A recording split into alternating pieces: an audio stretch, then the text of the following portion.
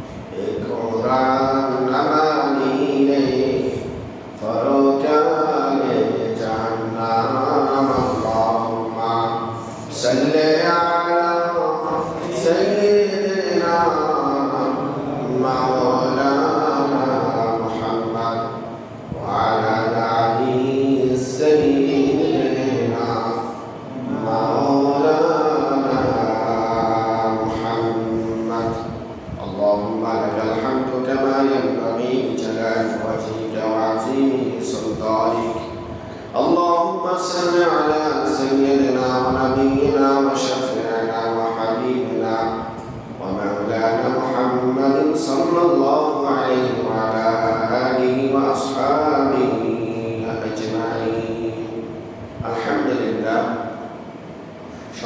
মুসলিম کرام আসসালামু আলাইকুম ওয়া রাহমাতুল্লাহি ওয়া বারাকাতুহু। সর্বপ্রথম মহান আল্লাহ রাব্বুল আলামিনের দরবারে হাজার কোটি শুকরিয়া জ্ঞাপন করছি, যিনি আমাদেরকে দীর্ঘ একটি মাস অতিবাহিত হচ্ছে সিয়াম সাধনার মধ্যে দিয়ে আমরা গত 3টি জুমা এই বরকতময় মাসে শেষ করেছি। আজকে পবিত্র মাহে রমাদানের শেষ জুমা, জুমাতুল বিদা ও ঈদুল ফিতর। আজকে জুমাতুল বিদা বলতে যে শেষ জুমা, বিষয়টা এরকম নয়। রমাদানের জন্য আজকে আমাদের জন্য শেষ জুমা, ঠিক কিনা বলে? হতে পারে এই জুমা আপনাদের মধ্য থেকে, আমাদের মধ্য থেকে জীবনের শেষ, রমাদানের শেষ জুমা। আমরা কেউ গ্যারান্টি দিয়ে বলতে পারবো না, বুকে হাত দিয়ে যে আগামী রমাদান আমরা পাবো, বলতে পারবো কেউ? প্রতি সেকেন্ডে, প্রতিটা মিনিটে মিনিটে মানুষ মৃত্যুবরণ করছে। ঈদের দিনে দেখবেন কত মানুষ মৃত্যুবরণ করবে, আশেপাশে আমরা শুনবো। এই জন্য হায়াত, মত, রিজিক এগুলা সব নির্ধারণ করেছেন কে? আল্লাহ। আল্লাহ সুবহানাহু ওয়া তাআলা। প্রিয় হাজিরিন, এই জন্য পবিত্র মাহে রমাদান আমরা যেভাবে পালন করেছি, যেভাবে করা দরকার ছিল আমরা সেভাবে করতে পারিনি, ঠিক কিনা বলেন? এই জন্য আমরা আমাদের ভুল ত্রুটির জন্য আল্লাহর কাছে ক্ষমা চাবো, ইস্তেগফার করবো বেশি বেশি করে, যেন আমরা এই রমাদান থেকে যেন আমরা বাকি একটি বছর যেন আমরা কাটাইতে পারি। এই রমাদান থেকে যে শিক্ষা গ্রহণ করেছি, রমাদান থেকে মূল উদ্দেশ্য হচ্ছে তাকওয়া অর্জন করা। কি উদ্দেশ্য? তাকওয়া। তাকওয়াটা হচ্ছে মানে আল্লাহর ভয়। যে আমি রমাদান যেভাবে কাটাচ্ছি, বিভিন্ন অপরাধ থেকে নিজেকে বিরত রেখেছি, আগে যে গুনাহ করতাম গুনাহ থেকে আমি নিজেকে সেভ করেছি, ঠিক রমাদানের ফলেও যেন আমাদের এই নিয়মটা যেন কন্টিনিউ থাকে, ঠিক কিনা বলে? কিন্তু এই রমাদানে আমরা নামাজ পড়েছি, 5 ওয়াক্ত নামাজ জামাতের সাথে আদায় করেছি, কিন্তু রমাদানের ফলে যদি আপনি মনে করেন আর তো পড়া লাগবে না, 1 মাস তো পড়েছি, পুরো বছর আর আমি পড়বো না, তাহলে হবে না। তাহলে আপনি আল্লাহর সাথে কি করলেন? কুফরি করলেন। এই জন্য ইচ্ছাকৃতভাবে যদি কেউ নামাজ তরক করে, সে কুফরি করে। কি করে?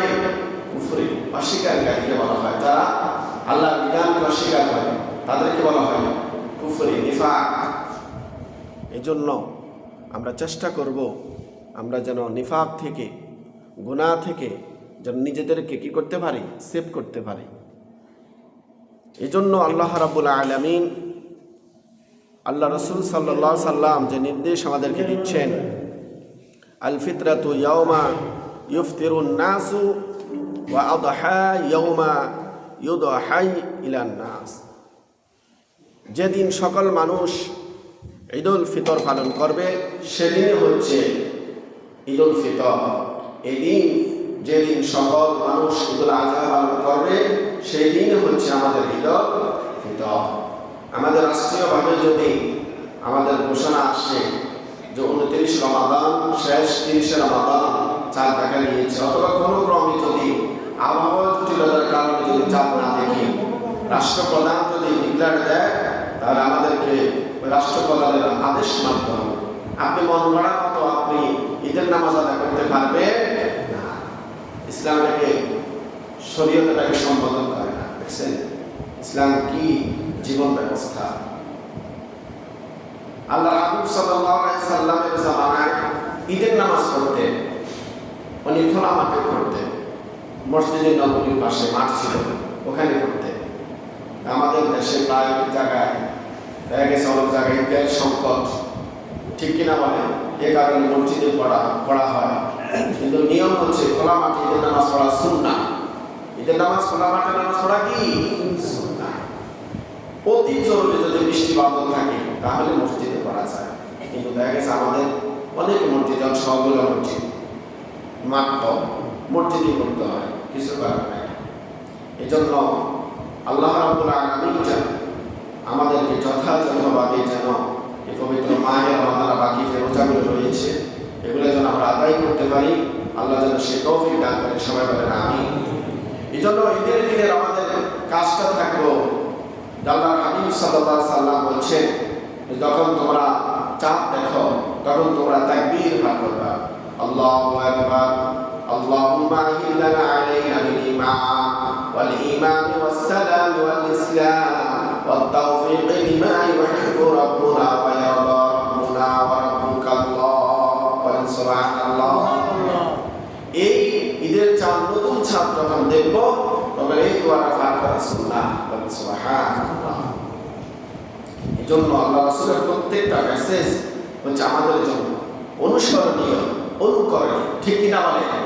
কিন্তু আজকে আমাদের সমাজটা কলুষিত করে গিয়েছে, বিভিন্ন ফিতনা প্রতিনিয়ত সংযোগ হচ্ছে। ঈদের চাঁদটা দেখা গেলে দেখবেন আতশবাজি, ঠুসঠাস এগুলো বলে যায়, ঠিক কিনা বলে? এটা কি আমাদের সংস্কৃতি? ইসলামী কি এটা সম্বোধন করে? না, কখনোই না। এজন্য আমাদের সন্তানগুলোকে এই ধরনের কাজ থেকে, খারাপ কাজ, গর্হিত কাজ থেকে আমাদেরকে বিরত রাখতে হবে, ঠিক কিনা বলে? যেটা ইসলাম সম্বোধন করে না ওইটা আমরা করতে পারবো না, নিষেধ। এই জন্য যারা বাচ্চারা আছো তোমরা শোনো, ঈদের দিন আনন্দ করবা।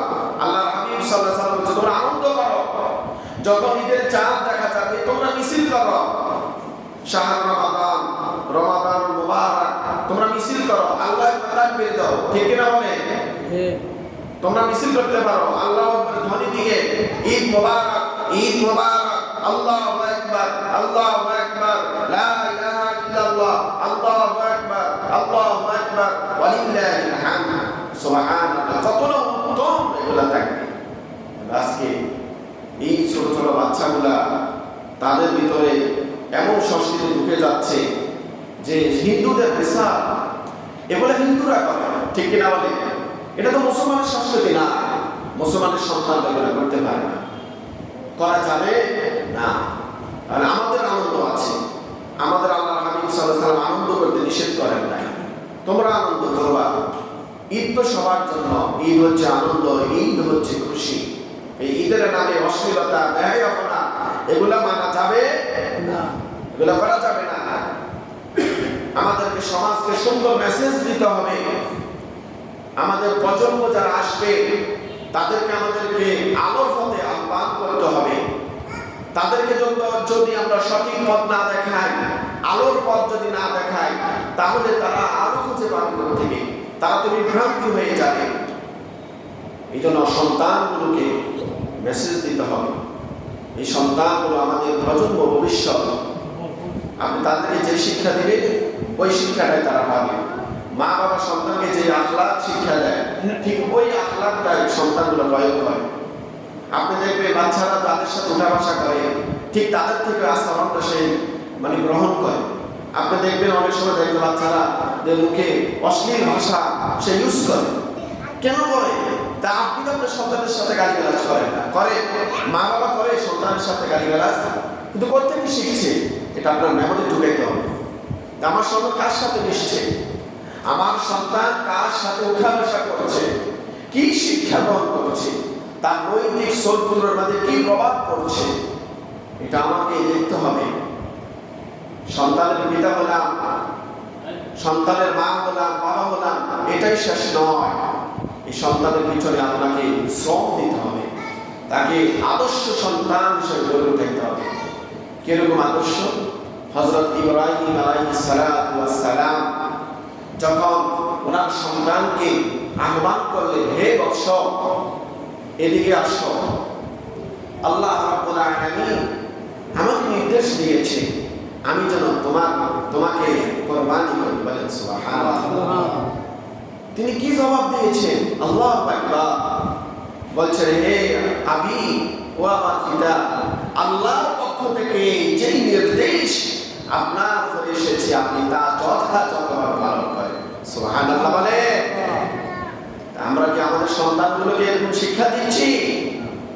আজকে আমরা ইমামরা বলছি দেখো আপনাদের সন্তানগুলোকে নামাজ পড়ান, তাদেরকে ভালো সঙ্গ দেয়া, যে এই মেসেজটা তো আপনি বাড়ি থেকে বলতে হবে যে বাচ্চাকে মসজিদে পাঠাইও, বাচ্চাকে নামাজের দিকে পাঠাইও, বাচ্চাকে খারাপ কলামের সাথে মিশতে দিবা না, বাচ্চাকে সুন্দর ভাষা শিক্ষা দিবা, বড়দেরকে সালাম দেওয়া শিক্ষা দিবা, বড়দেরকে সম্মান করার শিক্ষা দিবা।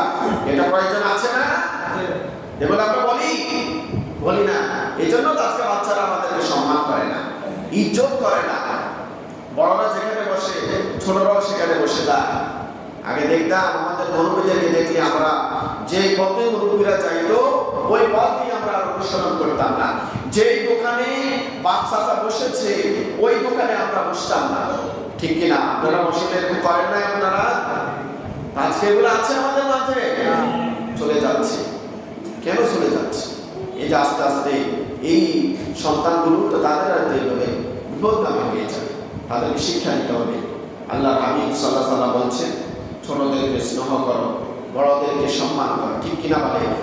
প্রিয় হাজিরিন, এই জন্য ঈদের নামাজ, ঈদের সালাত, এটা হচ্ছে আল্লাহ রাব্বুল আলামিনের পক্ষ থেকে একটি নিয়ামত। আল্লাহ রাব্বুল আলামিন বলছেন, ওয়ালিতুকমিলুল ইদ্দাতা ওয়ালিতুকাব্বিরুল্লাহা আলা মা হাদাকুম ওয়া লাআল্লাকুম তাশকুরুন। বলেন সুবহানাল্লাহ। যেন তোমরা রমাদান সিয়ামের সংখ্যা পূরণ করো, আল্লাহর তাকবীর ঘোষণা করো, কারণ তিনি তোমাদেরকে সঠিক পথে পরিচালিত করেছেন। বলেন সুবহানাল্লাহ। এবং যেন তোমরা আল্লাহ রাব্বুল আলামিনের কৃতজ্ঞতা প্রকাশ করতে পারো। আল্লাহু আকবার, আল্লাহু আকবার, লা ইলাহা ইল্লাল্লাহ, আল্লাহু আকবার, আল্লাহু আকবার, ওয়ালিল্লাহিল হামদ। বলেন সুবহানাল্লাহ। রোজা শেষ, আমাদের কাজ কি? তাকবীর দেওয়া, আল্লাহর কীর্তন করা, আল্লাহর প্রশংসা করা, ঠিক কিনা বলে? তাহলে আমাদের কি করতে হবে? আল্লাহর প্রশংসা করতে হবে। তোমরা তাকবীর দিবা, মিছিল করবা, আল্লাহর ধ্বনি নিয়ে, আল্লাহু আকবার, আল্লাহু আকবার, লা ইলাহা ইল্লাল্লাহ, আল্লাহু আকবার, আল্লাহু আকবার, ওয়ালিল্লাহিল হামদ। ঈদ মুবারক, ঈদ মুবারক, ঈদ মুবারক। এটাই হচ্ছে ইমানদার মুমিনের সংস্কৃতি। বলেন সুবহানাল্লাহ। আল্লাহ যেন আমাদেরকে ইসলামী আদর্শে আদর্শিত হওয়ার তৌফিক দান করেন। সবাই বলেন আমিন। প্রিয় হাজিরিন, এজন্য আল্লাহ রাব্বুল আলামিন আমাদেরকে আল্লাহর হাবিব সাল্লাল্লাহু আলাইহি ওয়াসাল্লামের মাধ্যমে ইসলাম দিয়েছেন, শরীয়ত দিয়েছেন, ঠিক কিনা বলেন? এই যে ঈদের সালাত, বলেন তো আপনি সারা মাস কাজ করেছেন, শ্রম দিয়েছেন, এখন মাস শেষে আপনাকে অবশ্যই পারিশ্রমিক দিবে, ঠিক কিনা বলে? যদি আপনি আপনার পারিশ্রমটা যদি সঠিক সময় যদি না পান, আপনার মন খারাপ হবে না? বলেন না কেন? আর যে কাজ করলো না, শ্রম দিল না, সেই যদি পারিশ্রমিকের জন্য, শ্রমের টাকার জন্য সে যদি মালিকের কাছে দাঁড়িয়ে যায়, বলেন তো মালিক তাকে শ্রমের পারিশ্রমিক টাকা দিবে? কিন্তু দেখেন, এই রমাদানুল কারীম যারা এত কষ্ট করে রোজা রেখেছে, আল্লাহর হাবিব সাল্লাল্লাহু আলাইহি ওয়াসাল্লাম বলেছেন, আল্লাহ সুবহানাহু ওয়া তাআলা রোজাদার বান্দাদেরকে দুইটি পুরস্কার করে দিবে। বলেন সুবহানাল্লাহ। একটা হচ্ছে ক্ষমা, আর একটা হচ্ছে জাহান্নাম থেকে মুক্তি। বলেন সুবহানাল্লাহ। তাহলে আপনি সারা মাস রোজা রাখলেন না, কিন্তু ঈদগাহে আপনি সবার আগে গেলেন, তো বলেন আপনাদের নিসুক যাওয়া হবে, আল্লাহ আপনাকে